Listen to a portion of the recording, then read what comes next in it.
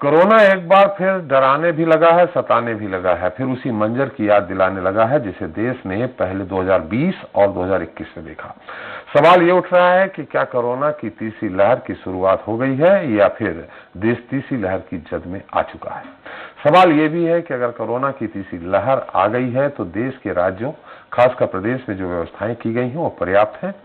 अगर ऐसा है तो संक्रमण का दायरा तेजी से बढ़ क्यों रहा है। प्रतिदिन मिलने वाले केस तेजी से बढ़ते हुए कैसे 5000 के भी पार चले गए हैं। क्या ये जनता की लापरवाही का नतीजा है या फिर कोरोना काल में सरकार के द्वारा की गई सख्ती नाकाफी है। इसका ही नतीजा है। खैर, वजह जो भी हो, लेकिन इस सवाल का उठना तो लाजमी है कि जब जनता के लिए कोविड गाइडलाइन बनी है और उसका पुलिस प्रशासन पालन भी करा रही, तो फिर मरीजों की संख्या बढ़ने का कारण क्या है, कहां चूक है। आज चर्चा इसी मुद्दे को लेकर, उसके पहले देख लेते एक रिपोर्ट।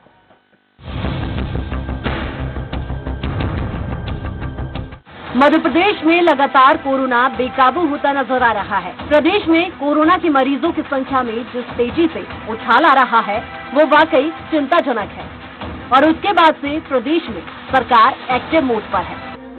सरकार हो चुके हैं। बीते 24 घंटे के दौरान मध्य प्रदेश में 4755 नए संक्रमित मिले हैं। मध्य प्रदेश में एक्टिव केस 21,395 तक पहुंच गए हैं। पॉजिटिविटी रेट 5.96% हो गई है। प्रदेश में वैक्सीनेशन का कुल टारगेट 5,49,00,000 रखा गया था। इसमें पहला डोज 96% तक पूरा हो चुका है और दूसरा डोज 92% तक पूरा हो चुका है। ऐसे में देखने वाली बात ये होगी कि सरकार के द्वारा बरती जा रही सख्ती क्या काफी है या फिर सरकार को तत्काल और भी कुछ सख्त कदम उठाना चाहिए। भोपाल से सलमान खान, स्वराज एक्सप्रेस। तो चलिए, इस पर ज्यादा चर्चा के लिए मौजूद है हमारे साथ भोपाल से निर्मल सिंह बैस हैं, जबलपुर से अरविंद दुबे हैं, ग्वालियर से विनोद शर्मा हैं, इंदौर से विकास सिंह सोलंकी हैं, उज्जैन चलेंगे जहां से विजय नेमा है, मुकुल शुक्ला सागर से हैं, इरफान खान शहडोल से हैं और मोहन बघेल गुना से हैं जहां ज्यादा केस है। विजय, सबसे पहले उज्जैन में बड़ा संक्षेप में हम जानना चाहेंगे इस समय प्रतिदिन कितने केस मिल रहे हैं, कितनी जांचें हो रही हैं और कुल एक्टिव केस कितने हैं। जी, मैं आपको बताना चाहूंगा कि 186 आज रात में जो हेल्थ बुलेटिन जारी किया गया था उसमें 186 केस देखने को मिले हैं, जिनमें से 183 अकेले उज्जैन शहर के हैं, 2 बड़नगर और 1 घटिया तहसील का है। वहीं अब अभी तक अगर बात की जाए कुल पेशेंट की तो 862 पेशेंट कुल अभी तक तीसरी लहर में देखने को मिले हैं। वहीं अगर सैंपल की बात की जाए तो प्रति तहसील में 200 सैंपल रोजाना लिए जा रहे हैं। मतलब अगर जिले की बात करें तो 1000 से 1200 सैंपल रोजाना स्वास्थ्य विभाग की टीम ले रही है। जी, ये इसमें कोई गंभीर तो नहीं है और जैसे पिछली बार हुआ था लहर अब तीसरी आ चुकी है लगभग। दूसरी लहर में हॉस्पिटल नहीं मिल रहे थे, आईसीयू वार्ड नहीं मिल रहे थे। इस बार क्या स्थिति, ज्यादातर लोग क्वारंटाइन है कि हॉस्पिटल में भी एडमिट हैं, और हॉस्पिटल में हैं तो कितने प्रतिशत अभी हॉस्पिटल के बेड खाली है। जी, मैं आपको बताना चाहूंगा कि होम आइसोलेशन में अगर अपन बात करें तो 847 मरीज होम आइसोलेशन में और काफी कम मरीज हैं और ऐसी चिंताजनक कोई बात अभी तक किसी मरीज में देखने को नहीं मिली है। क्या किसी की डेथ की तो कोई खबर नहीं आई? किसी प्रकार की कोई जनहानि या डेथ की खबर अभी तक प्राप्त नहीं हुई है। चलिए, बहुत बहुत धन्यवाद। हम सागर चलते हैं जहाँ से मुकुल शुक्ला है। मुकुल, सागर की क्या स्थिति है, कितने पेशेंट लगभग रोज मिल रहे हैं, कितनी टेस्टिंग हो रही? आगे की 3 दिन में आज 3 दिन पहले 150 निकले थे, कल 221 निकले हैं, आज 363 मरीज निकले हैं। हम अगर तीसरी लहर की बात करें तो सागर फर्स्ट जनवरी से लेकर आज दिनांक तक 1300 के ऊपर मरीज पहुंच चुके हैं, जिसमें से 150 मरीज अभी अस्पताल में इलाज कर रहा है। बाकी के मरीजों को होम क्वारंटाइन किया गया है। कोई गंभीर तो नहीं है? नहीं, अभी जो मेडिकल सूत्रों की बात माने तो इसमें कोई गंभीर नहीं है। इसमें 2 मौतें हो चुकी हैं कोरोना को लेकर। और एक बात और आपको बताना चाहता हूँ कि अभी एक जो तीसरी लहर चली थी ओमिक्रॉन को लेकर चल रहा था, एक यूएसए की आई थी, उसका सैंपल गया था दिल्ली। जब तक उसका सैंपल की जाँच आती जो वापस अपनी वापस लौट गई। इसमें कहीं ना कहीं स्वास्थ्य विभाग की और मेडिकल विभाग की वो लापरवाही सामने नजर आ रही है। और अभी तक कुल मिला के 1300 के ऊपर मरीज निकल चुके हैं और जिला प्रशासन ना ज्यादा कोई सख्ती कर रहा है ना कोई वो कर रहा है। चलिए सर कोई इसमें ये बताइए कि जो 16 से 18 साल के बच्चों को वैक्सीन लग रही है उसमें अभी लग रही है, कितनी लग रही है, किस तरह उत्साह है लोगों में कि नहीं है? जी उत्साह ना के बराबर देखा जा रहा अभी वैक्सीन लगाने में। और एक ही स्कूल में संचार महाराज लक्ष्मीबाई में उसमें 16 से 18 साल के बच्चों को युवाओं को लगाई जा रही है वैक्सीन।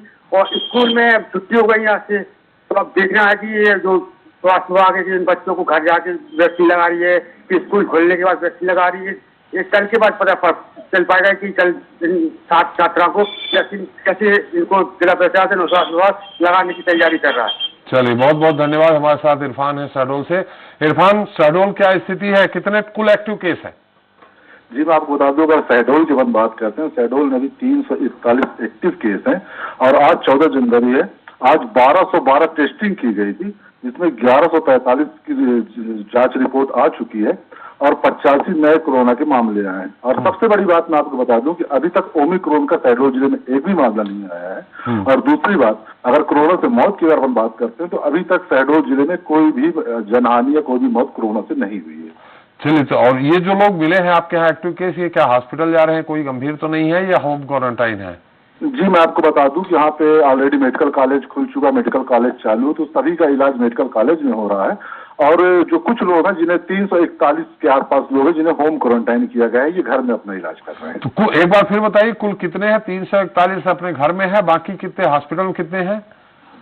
जी मैं आपको बता दूं 85 नए मामले आए हैं जिसमें 1212 की आज टेस्टिंग हुई है, जिसमें से 1145 की रिपोर्ट आई है। मैं ये नहीं जानना चाह, मैं जानना चाह रहा हूँ कुल एक्टिव केस शहडोल में जो हैं उनमें से कितने होम क्वारंटाइन है, कितने हॉस्पिटल में एडमिट हैं? जी मैं आपको बता दूं कि 341 एक्टिव केस हैं आज की डेट में अपने शहडोल जिले में। हाँ, तो कितने होम क्वारंटाइन है, कितने हॉस्पिटल में एडमिट है? होम क्वारंटाइन जो है तो 241 होम क्वारंटाइन है। हाँ। और 341 एक्टिव केस है। नहीं, मतलब आपका 341 एक्टिव केस है तो 241 होम क्वारंटाइन है, तो मैंने 100 पेशेंट हॉस्पिटलाइज है। चलिए, और वैक्सीन लग रही है? जी वैक्सीन की अगर बात करें तो शुरुआती दौर में जो बच्चों को वैक्सीन लगा था, शुरुआती दौर में अच्छे उत्साह दिखे और बढ़ चढ़ कर स्वास्थ्य विभाग और जिला प्रशासन संज्ञान में लेकर वैक्सीन लगवाया। लेकिन अगर अभी की बात करें अपन तो अभी इस टाइप का कोई माहौल नहीं दिख रहा। वैक्सीन लग रहा ना तो कोई शासन प्रशासन या जो स्वास्थ्य अमला है ये भी एक तरफ ध्यान नहीं दे रहा है। चलिए बहुत बहुत धन्यवाद। मोहन बघेल, गुना में भी जो जिलों में है ज्यादा केस जहां मिल रहे हैं उसमें गुना भी शरीक है, तो गुना में अभी कुल एक्टिव केस कितने हो गए हैं और कल और आज में कितने मिले हैं? जी बिल्कुल, मैं आपको बता दूं कि गुना जिले में अब तक 62 केस एक्टिव हैं और शहरी क्षेत्र के यहाँ पर 27 हैं। यहाँ गुना जिले में सबसे बड़ी बात ये है कि जो कस्तूरबा कॉलेज की छात्राएं हैं वो संक्रमित पाई गई हैं, जो कि 15 से 16 साल की नाबालिग हैं और 9 दिन पहले ही इनको वैक्सीन लगाई गई थी। तो यहाँ पर जिला प्रशासन जो है अलर्ट पर है और यहाँ कोई भी व्यक्ति अभी हॉस्पिटलाइज नहीं किया गया है और ना ही गुना जिले में अभी तक किसी की डेथ हुई है। तो यहाँ पर जो है प्रशासन की ओर से एहतियात के तौर पर आज क्राइसिस मैनेजमेंट की बैठक हुई है जिसमें अधिकारियों को सख्त निर्देश दिए गए हैं कोविड गाइडलाइन का पालन करने के लिए। जी चलिए बहुत बहुत धन्यवाद मोहन जी आपको। हम चलते हैं भोपाल, इंदौर, ग्वालियर, जबलपुर।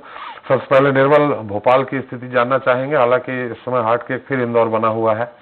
बिल्कुल, देखिए भोपाल, इंदौर के साथ साथ भोपाल भी हॉट स्पॉट बना है क्योंकि अब जो मरीजों का आंकड़ा है वो 1000 के ऊपर करीब निकलने लगा है और यही वजह रही कि आज मुख्यमंत्री ने भी जिला क्राइसिस कमेटियों की बैठक करी है और तमाम निर्देश जारी किए हैं। आज जो सबसे महत्वपूर्ण बात हुई है वो ये हुई है कि आपने देखा होगा 2 दिन पहले स्वास्थ्य मंत्री ने उनसे स्कूल बंद करने की मांग की थी मुख्यमंत्री ने, लेकिन आज जब उन्होंने समीक्षा की तो कोरोना की जो लहर है उसको देखते हुए उन्होंने 31 जनवरी तक प्रदेश के सभी सरकारी और प्राइवेट स्कूल बंद कर दिए और जो 20 जनवरी से परीक्षा होने वाली थी उसको भी टेक होम कर दिया गया, यानी बच्चे स्कूल जाके कॉपी लेंगे और घर जाके उसको परीक्षा देंगे और उसको जमा करेंगे।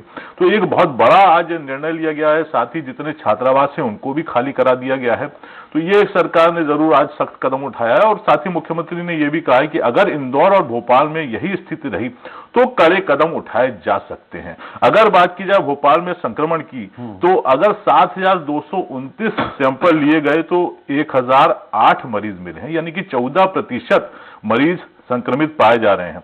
और इसमें सबसे गंभीर बात यह है कि जो मरीज मिले हैं 1,000 के आसपास, उनमें 115 बच्चे हैं, यानी कि जो मरीज हैं वो 11% बच्चे अब इफेक्टेड होकर सामने आ रहे हैं। तो ये एक सबसे अहम और गंभीर बात है। देखिए, वैक्सीनेशन की अगर बच्चों की ही बात करें बचाने के लिए, तो टारगेट लगभग पूरा हो चुका है। जो 15 से 18 साल के बच्चों का टीकाकरण अभियान लगाया, 1,13,000 यानी कि 100% बच्चों को वैक्सीनेशन किया जा चुका है। जो छात्रावास में रहते हैं उनको भी मिला दे तो 1,40,000 के आसपास वैक्सीनेशन हो चुका है। लेकिन सबसे अहम और गंभीर बात यह है कि जो 15 साल से छोटे बच्चे हैं उन पर कोरोना इस बार कहर बरपा सकता है। अगर बात कैसे कह रहे हैं आप? देखिए, चूंकि उनको वैक्सीनेशन नहीं हुआ है, ये एक बहुत बड़ा पहलू है कि ये चिकित्सकों का भी कुछ कहना है इस मामले में। बिल्कुल जाहिर सी बात है। देखिए, कोरोना की लहर अभी तक अगर कहर बनकर नहीं टूटी है तो उसका सबसे बड़ी वजह वैक्सीनेशन मानी जा रही है। और यही वजह है कि भोपाल में अगर 18,000 बेड हैं तो उनमें 96% ही जो मरीज हैं वो होम आइसोलेशन में है, बाकी 200 के आसपास मरीज ही जो अस्पतालों में भर्ती हैं। अगर अस्पतालों के बेड खाली हैं, बिल्कुल। देखिए, अगर बिस्तरों की बात की जाए तो जो सामान्य बेड हैं 11,782 हैं, उनमें से 11,592 खाली हैं, यानी कि मात्र सामान्य बेड जो है 190 भरे हुए हैं। इसके अलावा ऑक्सीजन अगर बेड की बात की जाए 5,502 ऑक्सीजन बेड हैं, 5,426 में खाली पड़े हैं, यानी कि 76 ऑक्सीजन बेड इस समय मरीज हैं। और अगर आईसीयू की बात की जाए तो 2,320 जो है आईसीयू बेड हैं, उसमें से 2,308 ही खाली हैं। इसका मतलब 2,308 खाली हैं, यानी कि सिर्फ 12 जो गंभीर मरीज अपन कह सकते हैं जो आईसीयू में भर्ती हैं। डेथ की कोई डेथ कल एक जरूर भोपाल में एक रिपोर्ट दर्ज की गई है मरीज की कोरोना से डेथ की, लेकिन वो सागर से रेफर हुआ था। तो सबसे बड़ा सवाल यहां यही हो रहा है कि चूंकि इस बार डेथ नहीं हो रही है, इसलिए पुलिस प्रशासन भी सख्ती पाबंदियां नहीं बरत रहा है और आम जनता का भी यही हाल देखने को मिल रहा है। मीटिंग हो जाना, क्राइसिस कमेटियों की बैठक हो जाना एक अलग बात है, लेकिन जो बाजार हैं, हाट बाजार हैं या सामान्य जनजीवन है, तो वहां कोई किसी प्रकार की पुलिस और प्रशासन की सख्ती देखने को नहीं मिल रही है। तो ये भी एक कोरोना का बड़ा कारण। विकास के पास चलते हैं। विकास, इंदौर में क्या स्थिति है? कितने एक्टिव केस हैं कुल और प्रतिदिन लगभग कितने मिल रहे हैं, थोड़ा संक्षेप में?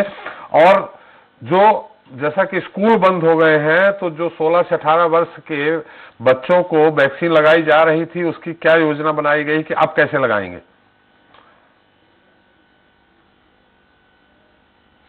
निश्चित रूप से सबसे पहले अगर बात की जाए जो कोरोना को लेकर जो लगातार बुलेटिन जारी किया जा रहा है, कल देर रात जो बुलेटिन जारी किया गया था उसके अंदर 10,000 से ज्यादा जो मरीज हैं उनके सैंपलों की जांच की गई थी, जिसके अंदर 1291 मरीज जो है उनकी रिपोर्ट पॉजिटिव आई थी। अगर बात की जाए एक्टिव मामलों की तो 6,200 से ऊपर जो है इंदौर जिले के अंदर एक्टिव केस है।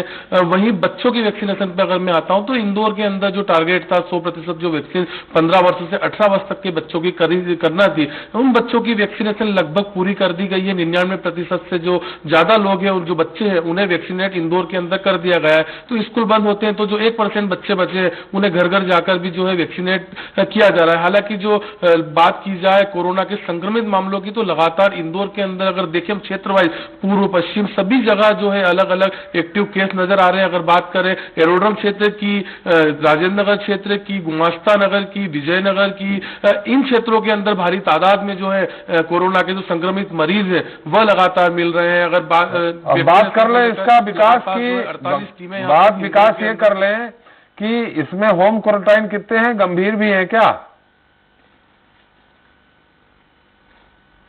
निश्चित रूप से यह हालात कहीं ना कहीं सुधार दिख रहे हैं, जिस तरह से दूसरी लहर के अंदर देखने में आया था कि कई तादाद में, बड़ी तादाद में जो मरीज थे वो अस्पताल के अंदर भर्ती थे, लेकिन इंदौर के अंदर 198 मरीज जो है वही अस्पतालों के अंदर भर्ती है। उनके अंदर से भी जो 7 जो मरीज है वह क्वारंटाइन सेंटर के अंदर है, बाकी के जो मरीज है वो अस्पतालों के अंदर है, लेकिन सिर्फ 3 जो मरीज है उन्हें ऑक्सीजन की जरूरत महसूस की जा रही है। तो लगातार जिस तरह से दूसरी लहर में देखने को मिला था, उसमें तीसरी लहर में कहीं ना कहीं गंभीर मरीज जो है वह यहाँ पर दिखाई नहीं दे रहे हैं। सिर्फ 3 जो मरीज है उन्हें ऑक्सीजन की जरूरत यहाँ पर दिख रही है, तो यह राहत भरी खबर है।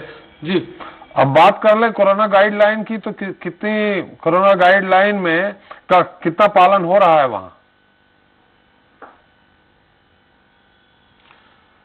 जिस तरह से संक्रमित मरीज मिल रहे हैं तो कोरोना गाइडलाइन की लगातार जो है धज्जियां उड़ती हुई इंदौर शहर के अंदर नजर आ रही है। लगातार जो बाजार है वहां पर ना ही मास्क पहने लोग दिखाई दे रहे हैं, न ही सोशल डिस्टेंसिंग जो है उसका ध्यान लोग रखे जा रहे हैं। इंदौर कलेक्टर मनीष सिंह ने आज जो मुख्यमंत्री शिवराज सिंह चौहान से वर्चुअल बैठक हुई थी उसके अंदर उन्होंने जो इंदौर के अंदर सख्ती बरतने की एक हिदायत दी थी और मुख्यमंत्री शिवराज सिंह चौहान आगामी दिनों में यहाँ पर सख्ती की निर्देश दे सकते हैं। लेकिन जिस तरह से 14 जनवरी के बाद जो है शादी ब्याह के जो मामले हैं, जो शादी की जो है सीजन यहाँ पर शुरू हो जाएगी, उसके बाद कलेक्टर मनीष सिंह ने साफ तौर पर कहा है कि जिस तरह से यहाँ पर सख्ती नहीं बरती जा रही है उससे 10,000 से ज्यादा मरीज एक दिन में इंदौर के अंदर आ सकते हैं। तो कहीं ना कहीं सख्ती की काफी जरूरत है। सख्तियों की लगातार धज्जियां उड़ाई जा रही है, चाहे राजनीतिक पार्टी। चलिए विकास जी, निश्चित तौर पर विकास जी ओमिक्रॉन पेशेंट की भी बात कर लें। क्या वहां ओमिक्रॉन के भी पेशेंट कोई मिला है क्या, और डेथ तो नहीं हुई कोई? हमारी स्वास्थ्य विशेषज्ञों से बात हुई थी तो उनसे हमने जाना था, उनका कहना है कि इंदौर के अंदर जो है 50 से 60% जो मरीज हैं वो ओमिक्रॉन के पाए जा रहे हैं। हालांकि जो जिनेवा सीक्वेंसी की जो रिपोर्ट आना है वह लगातार उसके अंदर देरी हो रही है, तो उससे अभी तक स्वास्थ्य विभाग ने खुलासा नहीं किया। लेकिन जो चिकित्सक है उनका यही मानना है कि जिस तरह से मरीजों के अंदर लक्षण दिखाई दे रहे हैं, 4 से 5 दिन के अंदर मरीज जो है ठीक होकर वापस अपने घर को पहुंच रहे हैं या जो होम आइसोलेशन है उससे बाहर आ पा रहे हैं, तो ओमिक्रॉन के 60% से ज्यादा मरीज जो है इंदौर के अंदर ओमिक्रॉन के। हालांकि स्वास्थ्य विभाग ने अभी तक इसकी पुष्टि नहीं की है। चलिए विनोद शर्मा जी के पास चलते हैं। विनोद जी, ग्वालियर क्या स्थिति है? शुरू में तो जैसे हम लोगों ने इसके पहले और कई प्रोग्राम शुक्रवार को जो करते हैं कोरोना की ग्राउंड रिपोर्ट देते हैं, तो इसके पहले ग्वालियर में शून्य था, अब क्या स्थिति है? और खासकर ये बताएं कि जो जिनको भी हुआ है, जैसा कि कहा जा रहा है गाइडलाइन भी आ गई है, WHO ने भी कह दिया है कि अगर 3 दिन तक आपको बुखार नहीं आता किसी कोरोना पेशेंट को, तो मान लीजिए निगेटिव हो गया है। तो इन सब के बीच में हॉस्पिटल में कितने एडमिट हैं, कितने होम आइसोलेशन हैं, और कितनी टेस्टिंग हो रही है प्रतिदिन? देखिए, मैं आपको बताना चाहूंगा कि ग्वालियर में अब 2622 जो है वो आंकड़ा पहुंच गया है संक्रमितों का। और कल देर शाम को जो हेल्थ बुलेटिन जारी हुआ था उसमें 570 निकलकर मरीज सामने आए थे नए संक्रमित। हालांकि परसों के दिन ज्यादा मरीज आए थे, 592 आए थे, लेकिन कुछ कमी आई तो 570 आए। लेकिन कुछ टेस्ट नहीं हो पाए थे, इसके पीछे कारण ये भी बताया जा रहा है। दूसरी तरफ ग्वालियर में आज चूंकि मुख्यमंत्री शिवराज सिंह चौहान ने जिस तरह से वर्चुअल बैठक की थी और उसमें सभी कलेक्टर जुड़े थे मध्य प्रदेश के, उसमें ग्वालियर कलेक्टर ने इस बात के लिए भी फटकार लगाई कि ग्वालियर में जो बच्चों का वैक्सीनेशन है वो 100% नहीं हो पाया। यहाँ 1,43,000 बच्चों को वैक्सीनेशन करना था, 15 साल से 18 साल तक के बच्चों को, जिसमें केवल 52% बच्चों को ही वैक्सीनेशन कर पाए। और इसमें ये पिछड़ गया, इसको लेकर भी काफी लताड़ लगी। इसके बाद अब चूंकि 30 जनवरी तक स्कूल बंद करने के निर्देश हो गए हैं, 12वीं क्लास तक के स्कूल बंद रहेंगे, तो आज शाम को अभी कुछ देर पहले एक बैठक हुई थी जिसमें CMHO, जिला शिक्षा अधिकारी मौजूद थे और उनसे कहा गया है कि जो भी प्राइवेट और सरकारी स्कूल है उनके बच्चों की लिस्ट जिला शिक्षा अधिकारी ले और उसके बाद CMHO को दे, और CMHO टीम बनाएगी, वो टीम घर घर जाकर बच्चों को वैक्सीनेट करेगी जो स्कूली छात्र हैं और जो स्कूलों में अब नहीं आ पाएंगे। तो ये स्थिति चूंकि निर्मित जब हुई है, जब ऊपर से डांट पड़ी, तब जाकर अब लिस्ट तैयार की जा रही है। वहीं अस्पतालों की अगर हम बात करें तो अभी केवल 8 मरीज अस्पतालों में भर्ती हैं, जबकि कई अस्पतालों को पहले से तैयार कर रखा है। हालांकि 2 दिन पहले एक गर्भवती महिला की मृत्यु हो गई थी, उसने 2 दिन पहले बच्चे को जन्म दिया था और वो कोरोना से पीड़ित थी और उसके बाद वो उसकी मौत हो गई। पहली मौत जो अभी इस सीजन में बताई जा रही है वो इस महिला की हुई है। एक ओमिक्रॉन का पेशेंट सामने अभी तक आया है, बाकी की जो पेशेंट है वो सामान्य जो कोरोना पेशेंट है वही है, केवल एक ओमिक्रॉन का आया है। लेकिन सबसे इसमें डरने वाली बात ये हुई है लोगों के साथ, अभी 4 दिन पहले यहाँ पर प्रभारी मंत्री आए थे तुलसीराम सिलावट और उन्होंने बैठकें ली, लोगों से मिले और यहाँ पर कई बीजेपी के जो आयोजन प्रयोजन हुए तो उसमें शामिल हुए और वो कल कोरोना पॉजिटिव आ गए तो बहुत सारे लोग डरे हुए हैं और अपना टेस्ट कराने के लिए आज अस्पतालों में नजर आए। और इसके साथ साथ जो नगर निगम आयुक्त थे किशोर कांडा, वो भी कोरोना पॉजिटिव हो गए हैं। इसके साथ बीएसएफ में जो जवान है वो पॉजिटिव हुए, पुलिस महकमे में जो कोर्ट है वहां पर पॉजिटिव आ रहे हैं। तो सरकारी दफ्तरों में इस बार जो पॉजिटिव की संख्या लगातार बढ़ती जा रही है, क्योंकि लोग अभी भी दफ्तरों में पहुंच रहे हैं, अंदर जब दाखिल होते हैं तो मास्क पहन लेते हैं, उसके बाद वो बाहर बेफिक्री से घूम रहे हैं। और यहाँ एक नया पैटर्न शुरू हो गया है कि जब प्रशासन ने तय कर दिया गया है कि 250 से ज्यादा शादी समारोह में लोग शामिल नहीं हो सकते, तो आपने भी देखा होगा कि शादी समारोह शाम को 7 बजे से आपके आगमन तक पत्र लिखा रहता है, लेकिन अब वो पत्र तो वही लिख रहे हैं, लेकिन फोन लगाकर लोगों को कह रहे हैं कि आप 11 बजे आ जाइए, दोपहर 2 बजे आ जाइए, और वो अपनी पूरी क्षमता के अनुसार कार्यक्रम आयोजित कर रहे हैं। समय बढ़ा दिया गया है, कार्यक्रम आयोजित कर रहे हैं। तो इस तरह से जो डिस्टेंसिंग है, सोशल बोर्डिंग हो पाएगी, और जो मंशा है सरकार की, प्रशासन की कि ज्यादा भीड़ ना हो, तो वो भी कम से कम लोग ज्यादा से ज्यादा पहुंचेंगे, क्योंकि दिन भर जब आयोजन चलेगा तो लोग एक दूसरे से मिलते रहेंगे। तो संक्रमित लोग हो रहे हैं, संख्या बढ़ती जा रही है। और पहले भी जब दूसरी लहर आई थी तो ग्वालियर में भी, इंदौर और भोपाल के बाद जबलपुर के बाद तीसरे नंबर पर ग्वालियर रहा था और चौथे नंबर पर, और उसके बाद लगातार जो संख्या बढ़ी उसके बाद स्थिति खराब हो गई थी। हालांकि प्रशासन कह रहा है कि वो पूरी तरीके से इस बात को लेकर इस बार सतर्क है कि अगर स्थिति खराब होती है तो अन्य जो वैकल्पिक व्यवस्था है वो भी उन्होंने तैयार करके रखी है। ऑक्सीजन उनके पास पर्याप्त है, और जो बाल एवं शिशु रोग विशेषज्ञ है उनसे भी उनकी लगातार चर्चा हो रही है। बेड कितने खाली हैं, होम क्वारंटाइन कितने हैं, और हॉस्पिटल में कितने एडमिट हैं लगभग, अगर आपके पास जानकारी है? हॉस्पिटल में अभी तक जो संख्या है पूरे छोटे बच्चों को मिलाकर और बड़े लोगों को लेकर तकरीबन 150 से ज्यादा लोग हॉस्पिटलों में, विभिन्न हॉस्पिटलों में भर्ती है, जिसमें जयरोग अस्पताल के जो स्पेशलिटी है, सुपर स्पेशलिटी उसमें, और इसके अलावा तमाम जो नर्सिंग होम है वहां पर। लेकिन उनकी स्थिति ज्यादा गंभीर नहीं है, और सामान्य तौर पर उनको जो परेशानी है उसके बाद उनको डिस्चार्ज भी किया जा रहा है। लेकिन अधिकतर लोगों को होम आइसोलेट रखा गया है, और उनको कहा गया है कि लगातार उनको एक टोल फ्री नंबर दे दिए गए हैं। किसी तरह की कोई परेशानी आती है तो एम्बुलेंस तैयार रखी गई है, उनको मेडिसिन किट दी जा रही है, उनसे लगातार चिकित्सक जो स्मार्ट सिटी कमांड सेंटर पे एक पूरा कोरोना को लेकर एक कंट्रोल रूम बनाया गया है, वहां चिकित्सक उनको सलाह देते हैं। अगर किसी को कोई परेशानी आती है तो तत्काल एम्बुलेंस की उपलब्धता प्रशासन द्वारा कराई गई है। तो ये प्रशासनिक जो आंकड़े हैं वो बताए जा रहे हैं, लेकिन अभी भी लोग बेपरवाह है, सड़कों पर लोग घूम रहे हैं, शाम को रेस्टोरेंटों में भीड़ रहती है, राजनीतिक आयोजन नहीं रुक रहे। पिछले 4 दिनों से चाहे कोई भी पार्टी हो, उनके आयोजन लगातार हम देख रहे हैं, और वही की वजह से भी लोग संक्रमित हो रहे हैं। तो जब तक लोगों का ये कहना है कि राजनीतिक आयोजनों पर प्रतिबंध नहीं है और उनके ऊपर चालानी कार्रवाई की जा रही है, उनके मास्क न लगाने पर उनको खुली जेल में रखा जा रहा है। चलिए फिरोज, निश्चित तौर पर जानकारी आपकी आ गई, हम चलते हैं जबलपुर। आप तो एक्टिव पेशेंट कुल कितनी टेस्टिंग हो रही है तो बताएंगे अरविंद जी, लेकिन पिछली दूसरी लहर का जो नजारा था, हमें लगता है तीसरी लहर आ चुकी है, तो दूसरी लहर में जो नजारा था जबलपुर का और ये तीसरी लहर का नजारा, इसमें क्या अंतर देखते हैं आप?